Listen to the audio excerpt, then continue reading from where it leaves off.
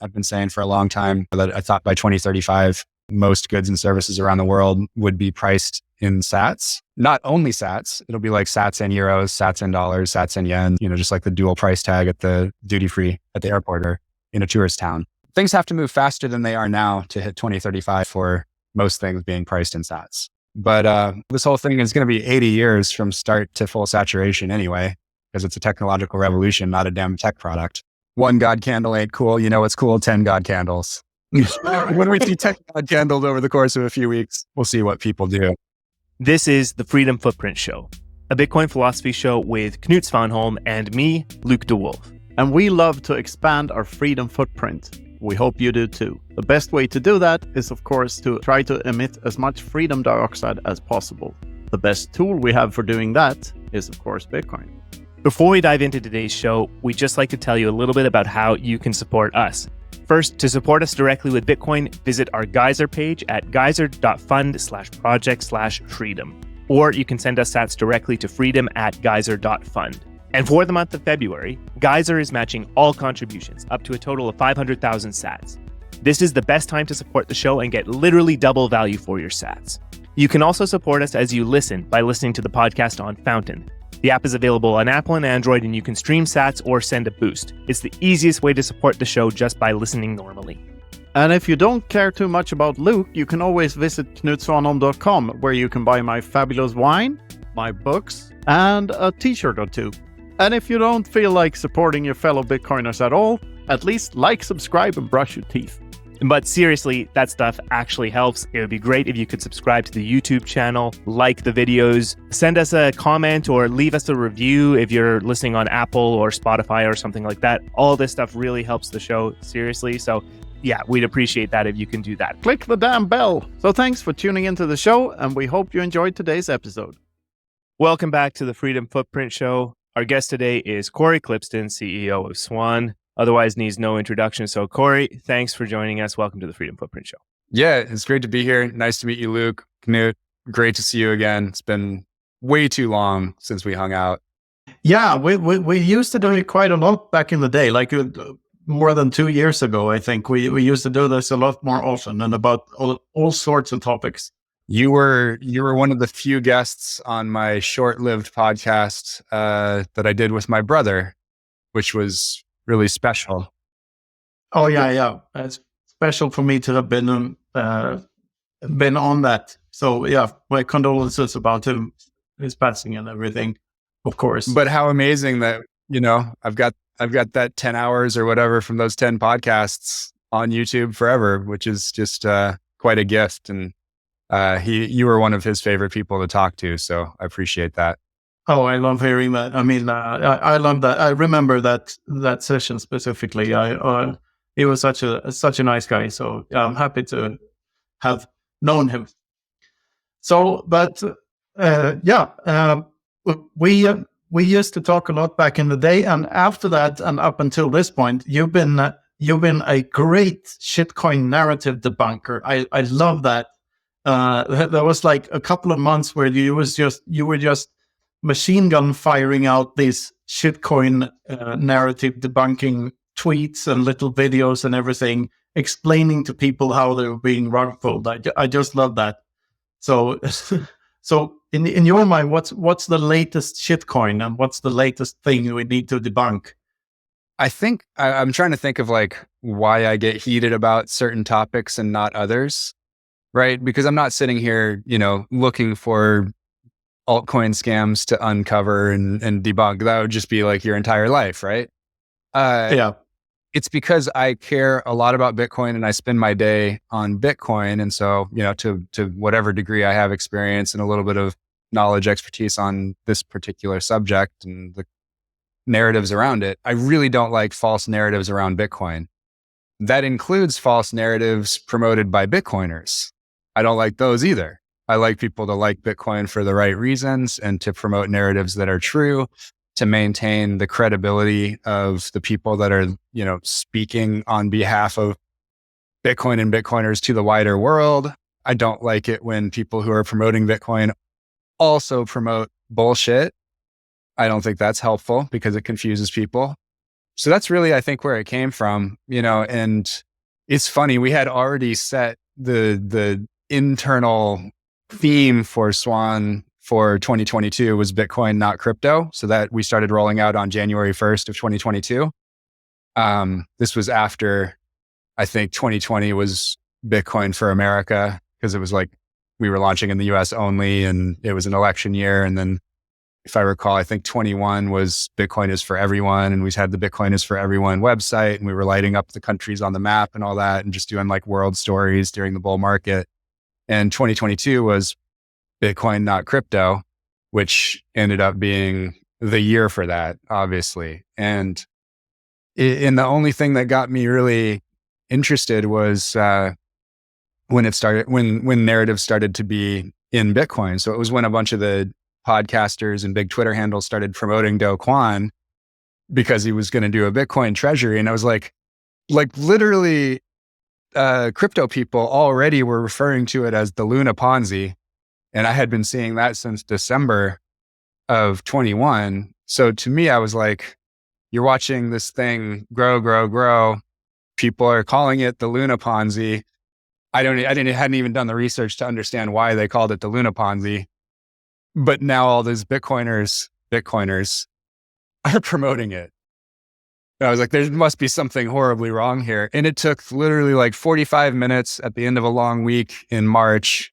I remember it was like, I think March 24th or something like that. And I just dug in for like 45 minutes, found some clear signal people that described in detail exactly what the Ponzi was, and just started telling people that it was a Ponzi and they were going to have egg on their face and that it was all going to go to zero. And, he obviously wasn't going to be buying $10 billion of Bitcoin. And you're an idiot if you're putting this guy on your platform and promoting it. And that was it. That's how it started. So that then rolled into Celsius, because I wasn't paying attention to Celsius either, but the news when Luna collapsed, because I think they collapsed basically, I think it was Friday, May 9th, and they basically collapsed over the weekend and went to zero, Monday, March 12th, or May 12th, I believe, of 22. And there was news on like the 13th or the 14th that early that week that Celsius had pulled $500 million of users' money out of Anchor, which was part of the Luna Ponzi scheme. And it's like, this was a company that was promoting like a better savings account, better than the banks. Don't trust the bank, unbank yourself, trust Mashinsky, like whatever. They had this whole cult of personality around Mashinsky. And like, I had met that guy once back in 2017 on a Zoom call because somebody was like, oh, he likes Bitcoin. And I was just like, my skin crawled the whole time. I have detailed notes from that conversation, by the way, laying out their entire business plan. And so that just caught my attention. And I was like, I just started firing off about that, like how horrifying it was that a platform that promotes itself the way that they did as like a better bank or whatever had user funds in a known Ponzi scheme, right? And it doesn't matter whether you were stupid or you were in on it. Either way, you're not a steward of capital that anybody should be trusting, right? So that's just kind of, and that then naturally led the collapse of the CeFi platforms like Celsius, BlockFi, Voyager, then led immediately into Sam Bankman-Fried, because in June, Jim Cramer and all the dummies were promoting Sam Bankman-Fried as the JP Morgan of crypto. He's going to backstop this thing. He's doing it for the good of all or whatever. And I'm looking at it, I'm like, this guy is talking about purchasing companies that have dramatically negative value, right? Like, you couldn't pay me to take on BlockFi, Celsius, Voyager with all their liabilities, their negative brand value and brand equity. Like, it's just stupid. And so it's like, oh, well, he must be lying. And if he's lying about this, what else is he lying about? And so I just spent the summer going on TV and going on podcasts, just poking and just saying, like, this guy is not smart. I don't know what he's hiding. I don't know what it is. We'll find out, like, but there's something wrong here. He's clearly, like, this guy is clearly lying about lots of things. And then it just, I wasn't expecting it to be that big or that bad. It kind of just blew my mind, but it was because I'd been so vocal and had, collaborated with journalists trying to poke around and figure things out about FTX over the summer, that on October 1st of 22, when some unknown source passed the Alameda balance sheet to Ian Allison at CoinDesk, one of the CoinDesk editors, the first thing he did was send it to me and say, "What is this? What do you see here?" We hopped on a call for an hour. That became the article that brought down FTX. It was basically, just our conversation. And I'm the only quote in the article. But again, I'm not out. I didn't think of Voyager. I didn't care. I didn't really think of like all these other platforms that were collapsing. I wasn't targeting Three Arrows Capital. I'm not a shitcoin PI. It was because there were false narratives around Bitcoin. And I also have a special, when someone really says stupid things very publicly about Bitcoin that are false, then I really get my guns out for them. And you have to remember Mashinsky in May of 22 was saying that Bitcoin maximalists were responsible for 30% of Bitcoins being lost, and that everyone should send him their Bitcoin so he could keep it safe for them. And that's when I said, oh my God, he's a Ponzi too. I was just like, very clear to me, like this guy is trying to collect assets. It must be because he's trying to meet withdrawals, because there was no other reason for him to say obviously false things like that on YouTube and Twitter. And then, with Sam Bankman-Fried, that guy was always marketing altcoins and always saying like Bitcoin is a dumb rock and like, no, it can't be used as a currency. And like clearly didn't understand Bitcoin, but dude's on the cover of every damn magazine. So I just, had it in for that guy. Yeah. I remember one tweet in particular from that era that I'm extra proud of. And that was just 2 words, don't quant. That's what I wrote. Don't Quan. Yeah. Oh, we had to have nicknames. It was Don't Quan, Muskamsky, Alex Muskamsky, and then my favorite, which ended up being used as a headline for I think New York Magazine, was in the summer I started calling him Scam Bankster Fraud. Yeah, Scam Bankster Fraud. I remember that one. That's a good one. The best thing to come out of Trump's first presidency was a willingness to tag people with nicknames. What is Crooked Hillary? Well, it was the best thing he could come up with, right?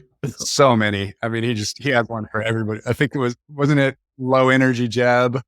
Yeah, but those weren't necessarily clever. I mean, Scam Bankster Fraud is cleverer than just Crooked Hillary. But we're not here to fight the last battle. Like that's over for now. And I feel like we left shitcoins dramatically reduced in power and standing versus Bitcoin. And regardless of what comes with the next scam wave, which looks like it's going to be these SOB VCs pushing SOBs on Bitcoin, that's shitcoins on Bitcoin. I call them SOB VCs. SOB VCs, yeah. That's obviously going to be the big theme of shitcoinery scams coming up. But I just think it's not gonna be anything close to the Scambrian explosion of 2017 to 2023, which was $90 billion of shitcoin VC money marketing these things. And they had a leg to stand on in the market, claiming that they were better than Bitcoin and that they could be money or were going to be better money. And like, that's off the table. That's just not ever going to happen. There's no one even at Ethereum claiming like ultrasound money or anything. Like the money thing is done, and that's the biggest market by far. And so I just think they're going to be nipping at the edges, and it's going to be annoying that they're scamming and doing all this stuff. But like, Larry and Abby, our frenemies at the ETFs, are kind of taking care of the vast majority of the messaging being about Bitcoin. Yeah, it's going to be harder. Like, because we've had a lot of conversations about this on the show that to some extent your focus and attention creates reality for you, and your reality becomes what you choose to pay attention to. And when it comes to shitcoiners like Shitboy Crapstone and all of this, now we've ended up talking about shitcoiners on a lot of episodes here, but it's only to make this point that calling out scammers sometimes has the opposite effect, because the only thing the pig wants is to mud wrestle, right? So they want the attention they get from being called out. I think some of these crypto influencers, they love that the quote unquote maxis were on them all the time and retweeted them saying how stupid they were because they got the retweets.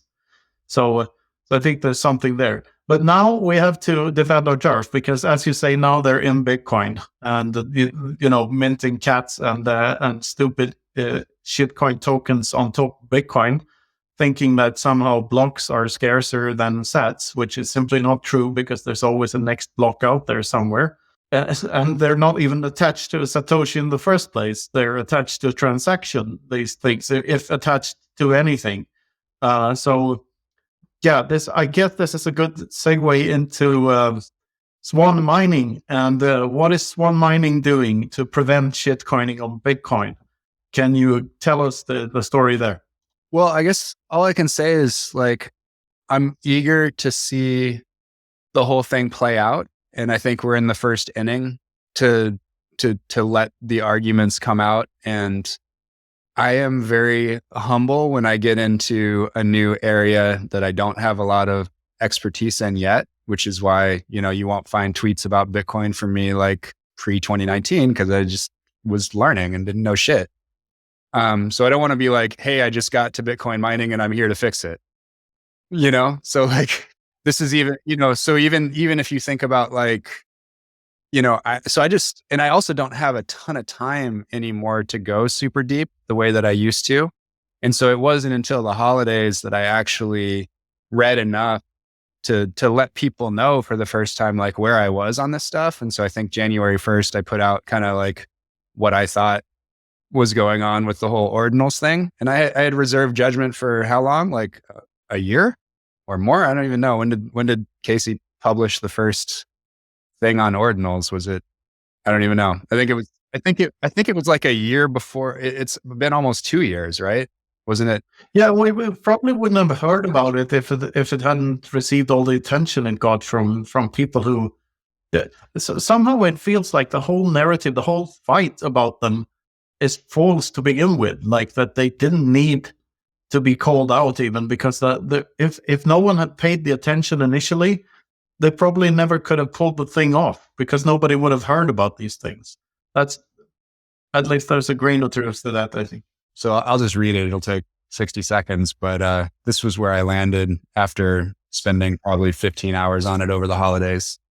So I put this out on Twitter on Jan 1. My preliminary conclusions from catching up on Ordinals over the holiday. JPEGs actually aren't a problem at all since they get priced out by normal Bitcoin spending with even lowish fees. Pretending they're a problem for Bitcoin is actually the marketing strategy of the JPEG marketers. Have fun if you want, ignore if you want. Either way, they don't matter long term. All the fungible token mints, BRC20, stamps, ARC20, atomicals, etc., create trillions of meme coins that have no function, and they are a problem because they price out normal Bitcoin spends and JPEGs. But history and basic economics tells us that this new pump and dump category will die out on its own from oversupply, like yield farming, dog coins, and any other shitcoin degen pump theme that's ever so briefly relevant. Conclusion, I don't need to spend any more time on this unless something drastic changes, in which case I'm sure someone will tell me to dive back in. Caveat, I've spent maybe 10 hours on this stuff and I do not code. I agree with all of that, especially the stamps and this stuff, though. It is a problem because it clogs the chain forever. It will take longer for people to sync a node in the future unnecessarily, and because people did this back in 2023 and 24. And so also if you think about on the mining side, and I was a fan of Ocean Pool before Mechanic and Luke started talking a lot about spam filters. So I had already invested in Ocean before they really took up the mantle and started battling the wizards or whatever. And I've also done more business with them and helped them out after they started doing that. I'm eager to see these forces play out against each other, and I want to see the arguments. And the one thing I don't think I've seen a lot of is people without a vested interest in promoting Ordinals make a strong argument that nothing can be done. So that seems to be the thing that I see promoted a lot, which is, hey, just accept it, cope, nothing can be done. But the only people that say that are people making money off of it, or kind of really close to it. So it's Bitcoin Magazine reporters and editors, who basically that organization is essentially monetizing through altcoin funds now with a mouthpiece and a megaphone.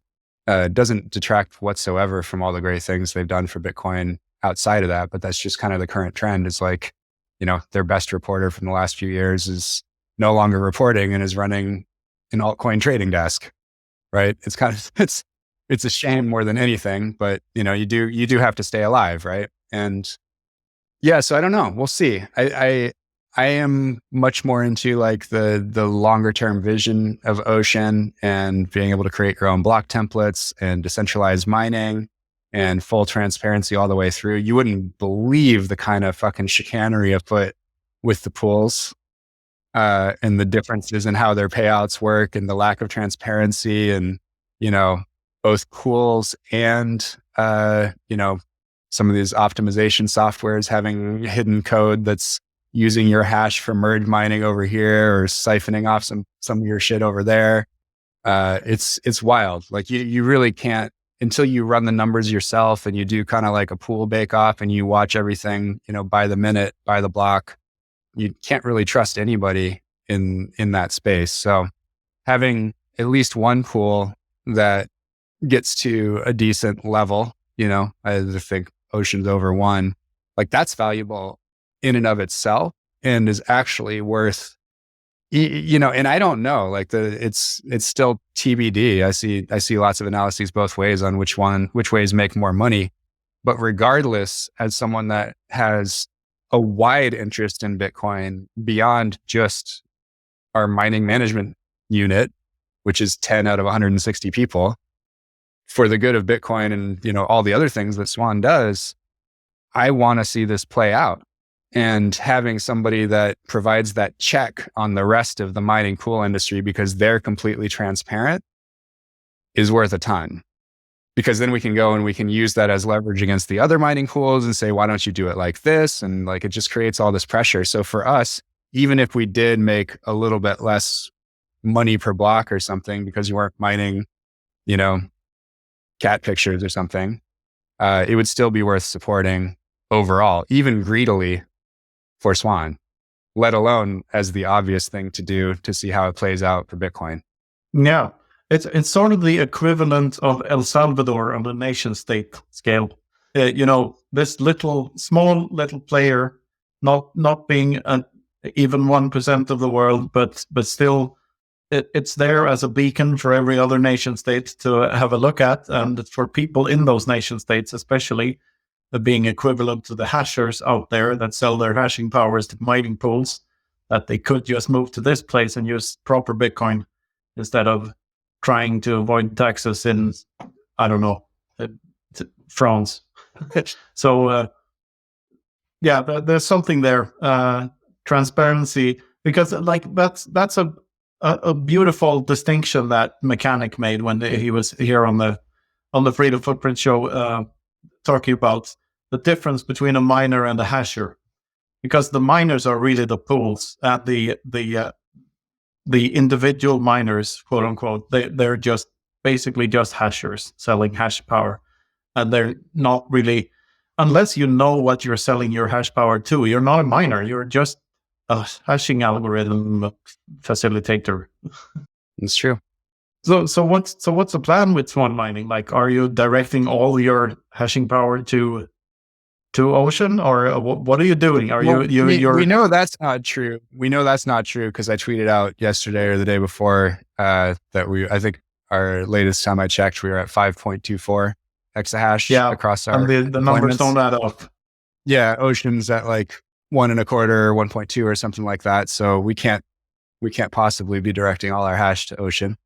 And again, we're in the early days where we're testing out all the pools and seeing like who's honest and who does things the way that we want to and things like that. So we're kind of still in a pool bake off and running the numbers. It's early. Yeah.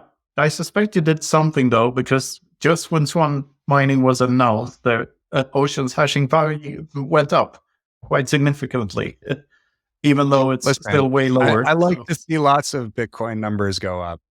It makes me happy. I like numbers going up. I won't poke around too much. Anyway, so what else is up with Swan these days? Like, what are the other things you're working on? Yeah. So let's see.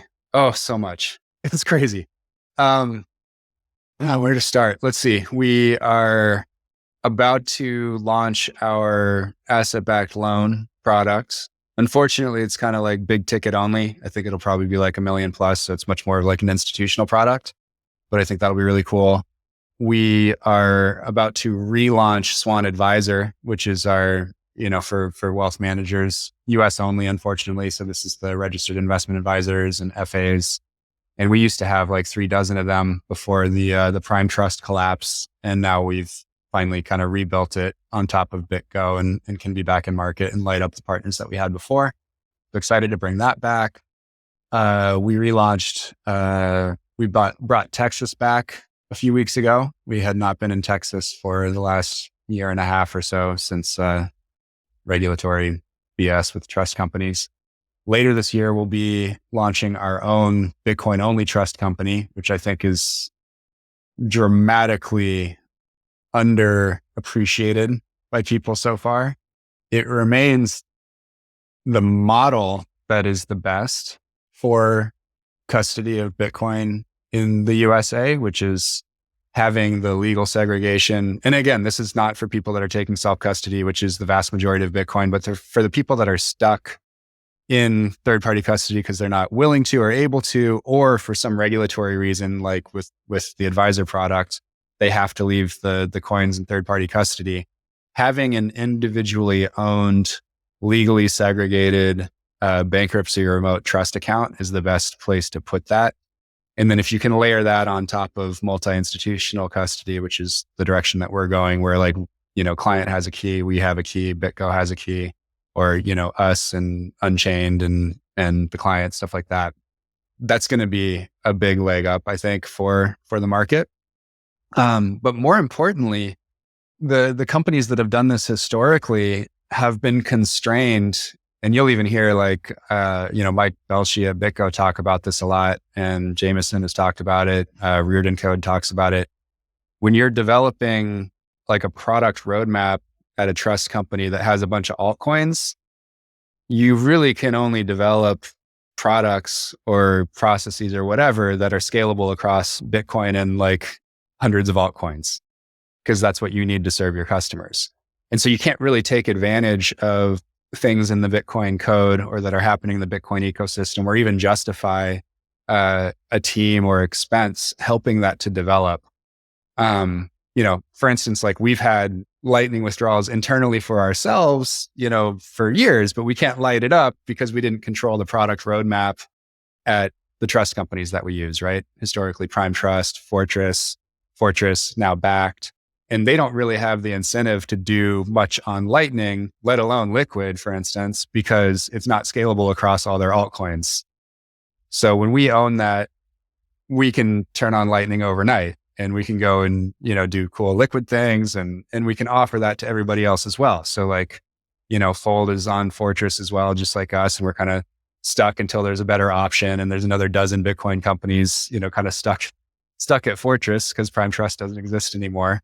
And when we light up the Bitcoin only trust company, which will be again this year, there's just going to be a great opportunity for all of us to just do things way faster in what I think still is by far the best model for custody if you have to use third-party custody. The show is sponsored by Amber App, the #1 Bitcoin exchange in the Southern Hemisphere. And the reason we partnered with Amber App is the people that work there, especially Izzy, my favorite hippie.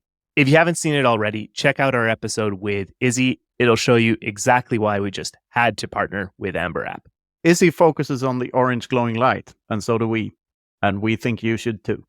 Amber App will be launching their version 2.0 soon and rolling out globally. They'll be including a non-custodial on-chain wallet, an anonymous Lightning wallet, a fiat wallet, and an exchange all in one. It's going to be a super app. It's like WeChat, but without the CCP. So stay tuned, follow Amber App on X, and check out their website for more information at amber.app. Next up, Wasabi Wallet, the privacy by default, open source, non-custodial Bitcoin wallet with CoinJoin built in. It's the easy-to-use, comprehensive, affordable way to make your coins private. Oh, if you want a privacy for your Bitcoin, don't be an idiot samurai. Use a Wasabi wallet now. So check out wasabiwallet.io and download Wasabi today. We're coming to Brazil, so that'll be our second country. That's the plan. So before the end of the year, we should be live in Brazil. Plan right now is Brazil first, then Australia, and then Western Europe. So we're going to kind of cut our teeth and get used to like how to enter markets and kind of learn the playbook. First with something that's closer to US time zone in Brazil, which is a pretty big market. And we happen to have a lot of Brazilians on the team, so good connections and stuff. And then we have a new head of APAC that's based in Australia, and we have really good relationships there. And we obviously have Della Vedova as our VP of Biz Dev, and he's currently playing for Melbourne United. And, you know, he's kind of the most famous basketball player in Australia. So all the billionaires love him, and he can kind of meet anybody. So it's just like, I think we'll be able to get in market in a pretty big way in Australia. Trying to do that this year. That seems hard to make before the end of the year, but I'm pretty damn sure we'll be out there in 25. Any one of you guys going down to Bitcoin Alive in Sydney next month? I'm sure Arturo will. That's a good point. That's our head of APAC that's based in Brisbane. So I didn't know about it, so I'll mention it to him and let him know. No, a great conference. I went last year, and had a great time there. There's a bunch of people going there this year. So yeah, if you're around Australia, make sure you check it out. Speaking of conferences, we're going to Madeira here I'm going on Monday, but I don't think you're not coming there, right? No, I'll be there. I'll be there in spirit. There we go. I'll tell my Atlantis. There we go. Yeah, there will be quite a few swans there, but I am not able to make the trip. For those of you listening, Cory just put on a Bitcoin Atlantis baseball cap. Yes. Yeah. Very cool. It's almost as nice as my Here Come Cory hat. Oh, yeah, there it is. Fantastic.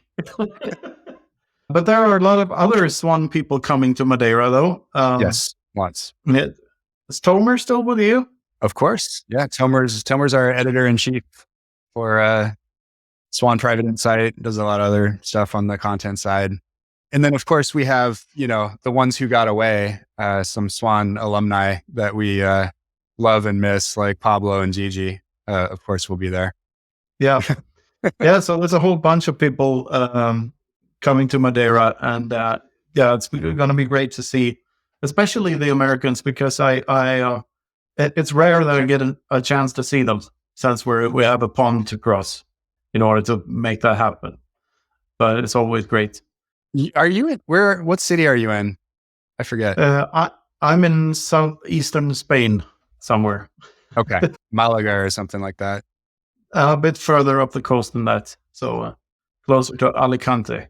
My dad lived in Alicante for 6 months back in like 1970 or something like that. He was brief. He was a Spanish major. And I went and I studied abroad in Barcelona in grad school. I've been there a bunch of times. Yeah, we've been there for 2.5 years now, I think. So I don't know when we last did a pod. I think it was over 2.5 years ago, maybe. Maybe I was still back in Sweden when we did the last one. I think so. Yeah, like you were more pale. You seemed like you were probably, listening to more death metal and less, hip hop or something, yeah, I know. It's probably this, before and after Bitcoin meme, with the beard and everything. I love it. Going increasingly more crazy with the years. That's great. So you have your own conference, right? Pacific. Yeah, we got Pacific Bitcoin coming up in October in Los Angeles. It's the 17th through the 19th out here. Included a Saturday this year, which will be really fun. Gets bigger and better every year. And I like that a lot. I don't do a lot of traveling for conferences just because I have young kids. And so the bar is like really, really high to get away, which is probably why we started the conference in LA in the first place, because I can sleep at home. Not a bad idea. I'd love to come and check out Pacific. Yeah. Well, you're invited officially to come speak if you want to be on stage. Thank you. Yeah, awesome. Well, the other thing is we have a lot of performances at Pacific Bitcoin because the third stage is actually it's a full size basketball half court, so it's like NBA dimensions, and we do a lot of musical performances there. So there's like DJs and singers, and yeah, it's pretty fun. There's also a 3-on-3 tournament and like MMA I was going to say demonstrations, but I accidentally was going to say demolitions because Ben Askren was there and wrestled plebs over and over again, just like pinning them. That was pretty fun. You got to book this Nirvana cover act, Nevermind. You heard of them? Okay. I haven't. That sounds amazing. I mean, I'm a Seattleite, so. Yeah. It's me and Samson and Luke and Mark from the Princess Hotel, the Bitcoin Hotel in Stuttgart. Tell me you've played a show. Have you played a show? We've played one show without Luke, unfortunately, but this was in Prague, a side event, Satoshi Nakamoto event, where we played some Nirvana covers. We plan to do more of it, so we'll see. We'll see what happens. Okay, wait. What instrument does Samson play? Guitar. Okay, all right. Yeah. I mean, there's some 3-chord songs, that's for sure.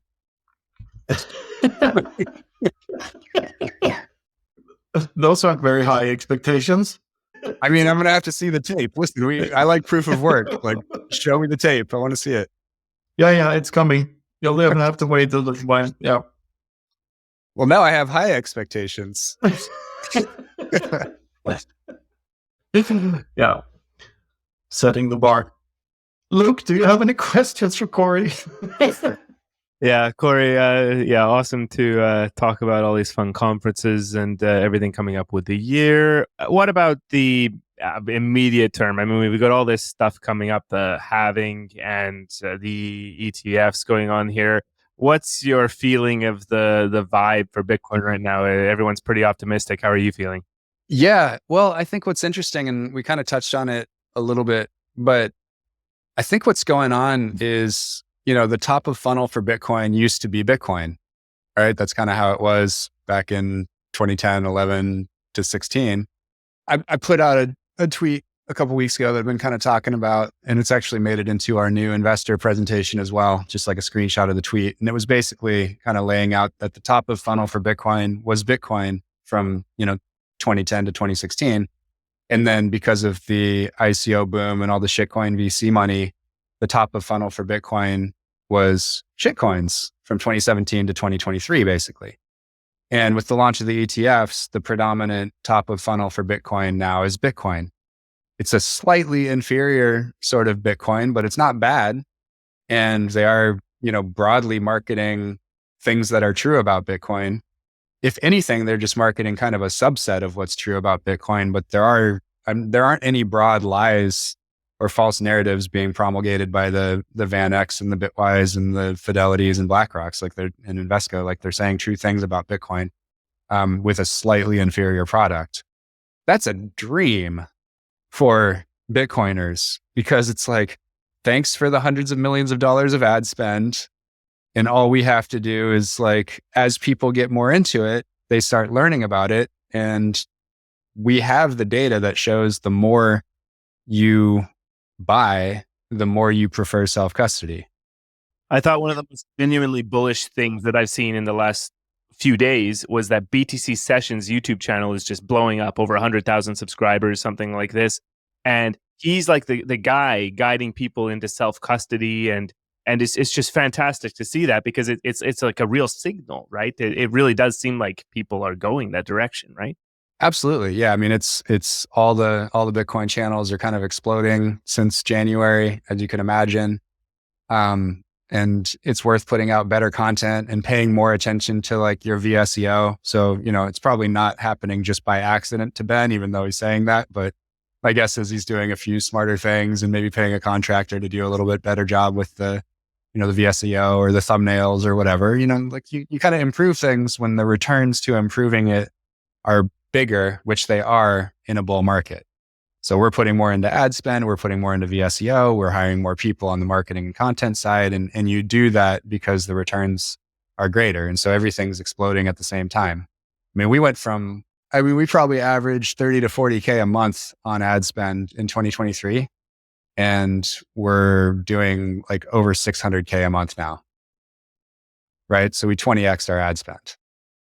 And that's the type of thing you do because the returns are much, much better when other people are kind of helping you market things and the price is doing its thing. Like that's when you spend. That makes sense. This is where everything is good for Bitcoin comes in, right? So like we all help, all the Bitcoin ads help all the Bitcoin companies, like yes. and Bitcoiners. And everything we do, if we're awesome to one another, we help Bitcoin. Like everything's connected here. That's the real magic, where the real magic is, I think. Yeah, totally agree. So so back on like, what do the stats show? In the history of Swan, about half of the people have left their coins in custody and half have taken self-custody. But the half that are taking self-custody is 83% of the coins.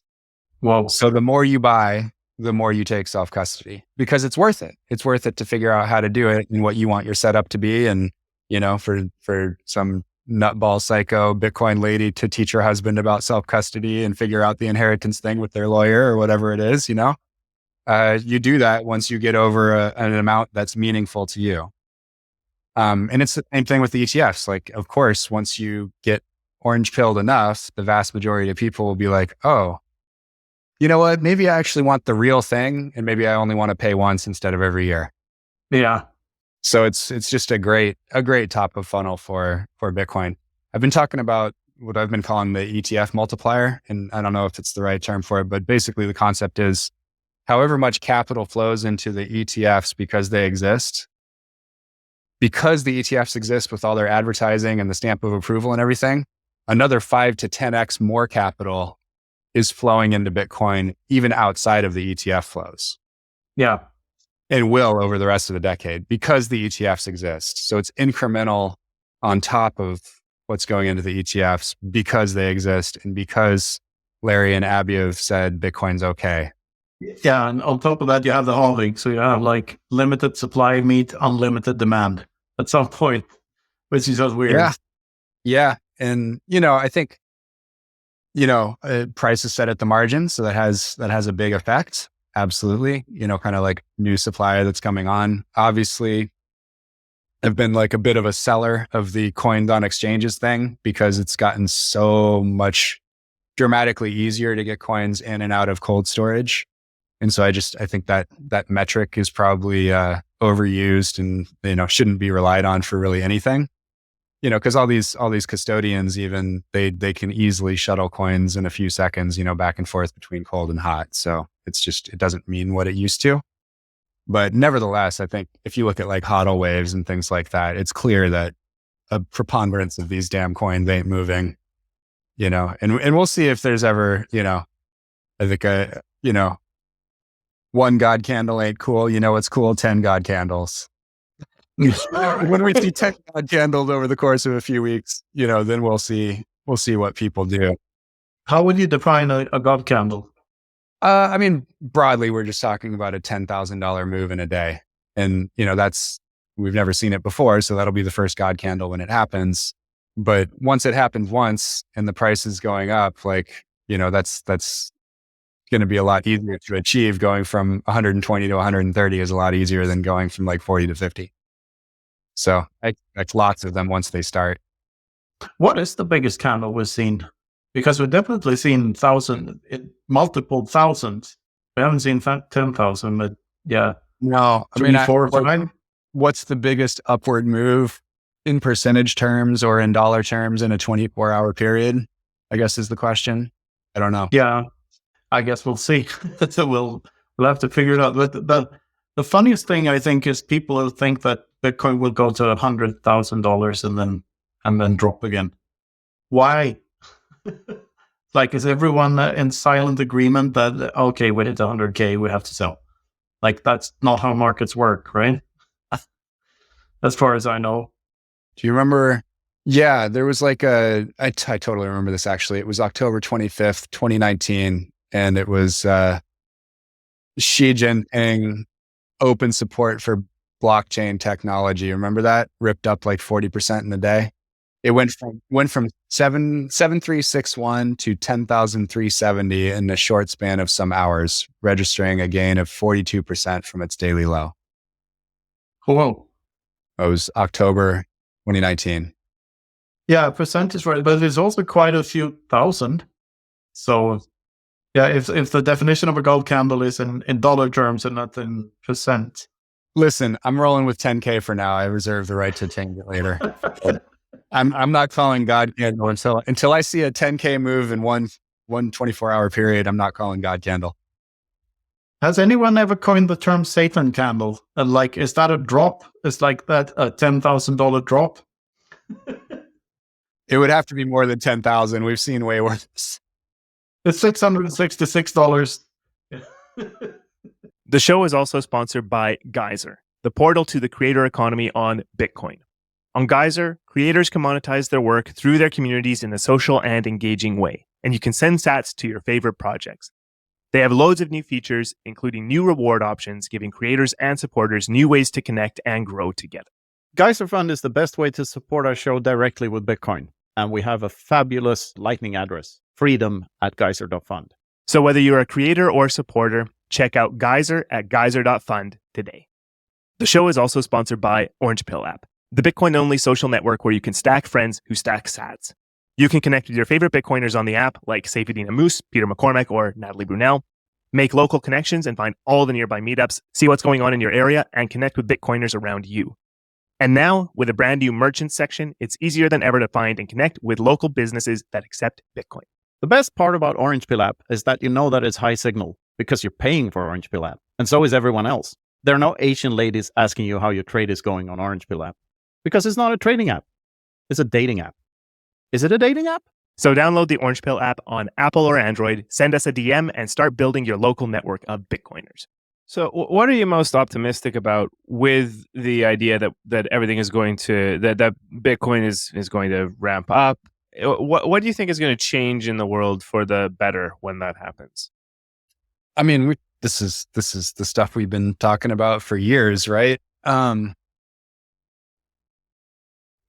So we get to wax philosophical a little bit. I mean, I've always sort of summarized my views, which are obviously like cliff notes of everybody else's views from the hive mind. But, you know, I just see this being this incredible coordinating force and mechanism for commerce that leads to peace to a greater degree than we've had before. Right. So I think I'm really bullish on what happens. I mean, so you protect the downside for humanity by having Bitcoin as a store of value and being an exit opportunity and a check on the tyranny of those who would abuse the money printer. So like, that's kind of like, I always think about life in general and business and Bitcoin and everything about preventing dramatic moves to the downside and then maximizing the number and quality of your call options for good upside, right? And so I feel like the store of value thing kind of protects the downside. And then a lot of the upside is store of value related, but it's also medium of exchange related. So it's like once Bitcoin hits $1 million a coin and there are a lot more people with, substantially all of their net worth in Bitcoin, that's essentially what they have to spend. And if it's easier to just spend it than it is to sell it and then spend the fiat, then they'll just spend the Bitcoin. And it's demand from the market that causes investment in products and services to serve that market. And so this is why the Bcashers were all just wrong. It's just basic economics and, sorry, a little bit of B school doesn't hurt sometimes. Or however you want to learn it, but learn that markets generally develop when there are venture scale returns available for investment in those products and services. And that means that there has to be demand in the market for that thing. And so it's always going to be kind of a hobbyist thing or a zealot Bitcoin psychos, trying to create circular economies or whatever until number goes up dramatically. And this is because Whereas Bitcoin as a technology for store of value, objectively, if you understand it, it's the best tool for the job in the world today. If you understand all of the different ways that you can do medium of exchange or remittance or whatever, there are some limited areas where today Bitcoin is the best tool for the job, but most of the time it's not. But it will be when the market demands to spend Bitcoin and a ton of innovation happens and costs come down, and we'll keep working along the way because of the hobbyists and because of the people like wanting to be early and wanting to be first. When the market comes, someone will get that perfectly and time it perfectly. And maybe it's some of the Lightning companies that exist today, but it might be somebody that starts in 2026 that starts with a bunch of money and a clean cap table and benefits from standing on the shoulders of giants that have been swinging at this thing for 8 years or 9 years.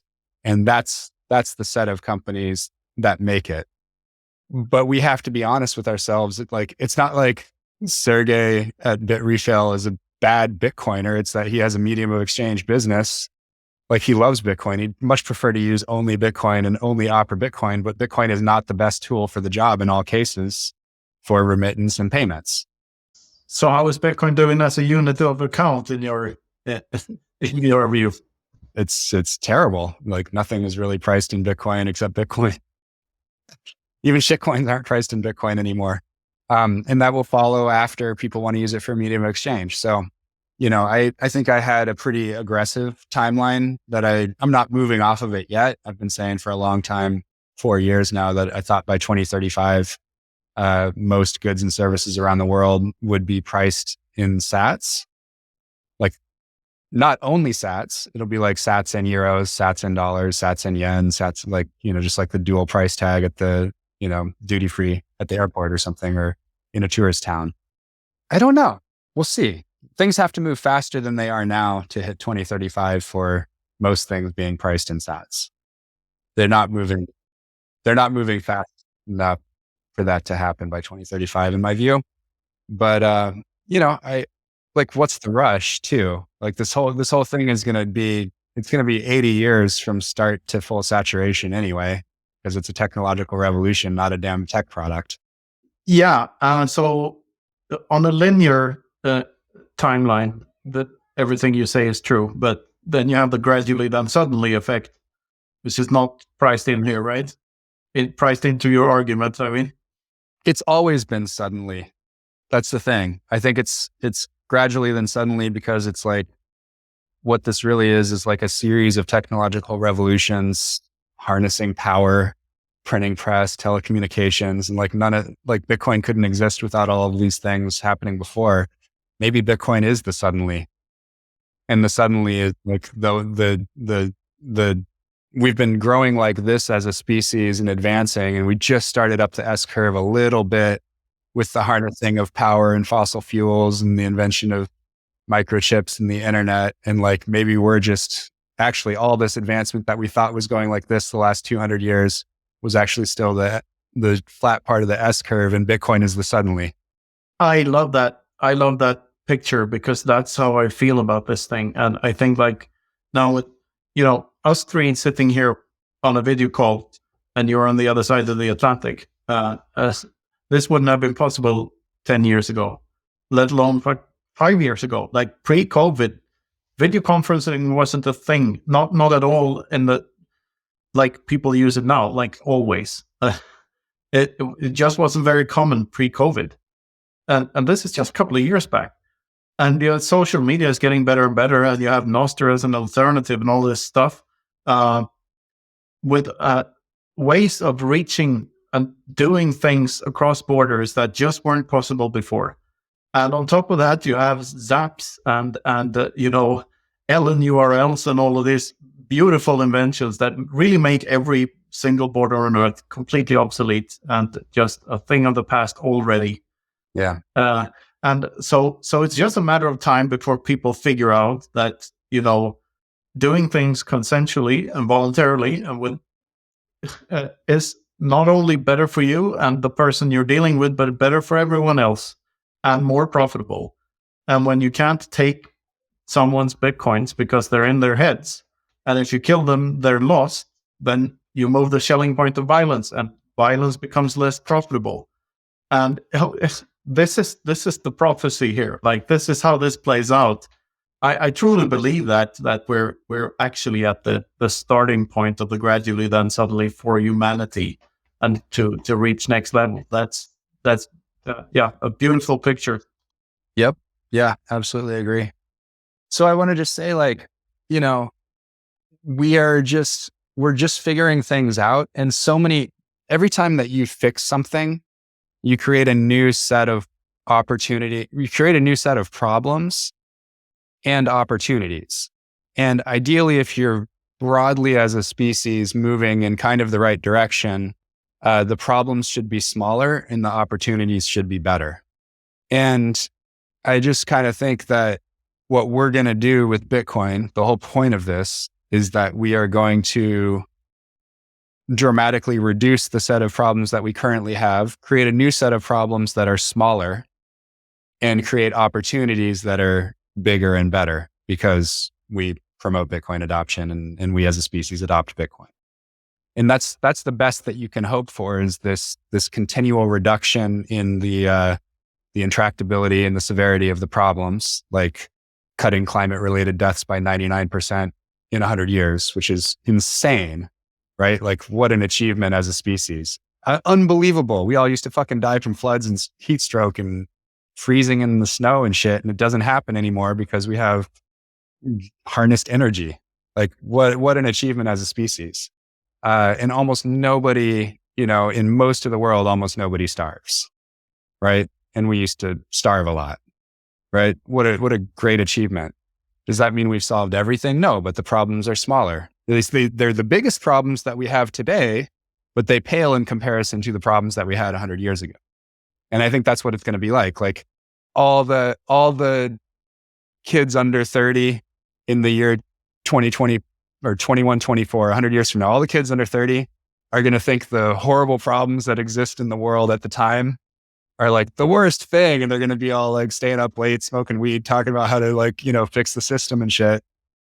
But they just won't have the context of history to realize like how dramatically better their world is than our world was 100 years before. That's what I hope happens. But to do that, we need Bitcoin. Yeah, that's a beautiful way of summarizing it. And it aligns very well with like this.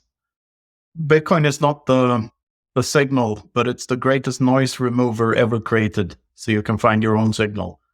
And, everything all we're searching for are better problems to have. That's all you can get, really, because you still have the problem of death, which is going to be unpleasant.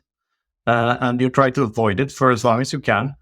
And so all we can ever really hope for is better problems to have. And that's what Bitcoin provides us with. Yep. Yeah. I always just like to think about, how recent events were. I think it made the rounds on Twitter or Facebook or something a few weeks ago that President John Tyler's grandson is alive. That's the 10th president of the United States. Like, how fucking crazy is that? I like doing weird shit like that. Like, I had a grandfather born in 1911, right? So that's, 113 years. So if you say like 1911, I can't type, 1911 minus 113, that's 1798. Right? So if you go like from my grandfather's birth backwards in time by that much, you're in the 1700s. Yeah. It puts things in perspective. I always do this with, Dazed and Confused is one of my favorite movies from the 90s, because I was in high school when it came out. And it's like Dazed and Confused was like a historical artifact, right? For us Gen Xers like you and me, Knut, not the Zoomers or Millennials or whatever Luke is.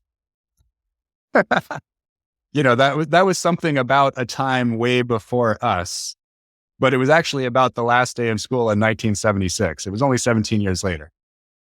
Yeah. Right. And now it's been 31 years since Dazed and Confused came out.